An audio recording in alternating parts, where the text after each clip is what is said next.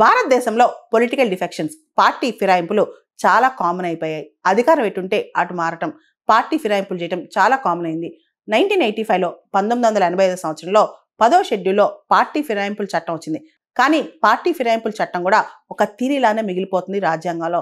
దాని real implementation అనేది speaker చేతిలో ఉంటుందన్నమాట. ముఖ్యంగా స్పీకర్ ఎవరైతే 10th షెడ్యూల్లో స్పీకర్ పాత్ర ఉందో, పార్టీ ఫిరాయింపుల చట్టం గురించి స్పీకర్ నిర్ణయం తీసుకుంటారో అప్పుడు స్పీకర్ ఒక క్వాజీ జ్యుడిషియల్ బాడీ లాగా, ఒక ట్రిబ్యునల్ లాగా వ్యవహరిస్తారనమాట.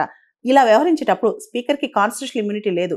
ఆయన నిర్ణయం పైన, ఆయన జాప్యం పైన హైకోర్టు కానీ సుప్రీంకోర్టు కానీ ప్రశ్నించే అధికారం ఉందని చెప్పి కూడా సుప్రీంకోర్టు చెప్పిందనమాట. అయితే పొలిటికల్గా మనం చూస్తే కనుక ఈ డిఫెక్షన్స్, పార్టీ ఫిరాయింపులు అనేవి ప్రజలను మోసం చేసినట్టే. ముఖ్యంగా ప్రజలు ఒక పార్టీ తరపున ఒక వ్యక్తి కోటేస్తే గెలిచిన వెంటనే ఇంకొక పార్టీలో అతను జాయిన్ అవడం ఏమాత్రం రైటు.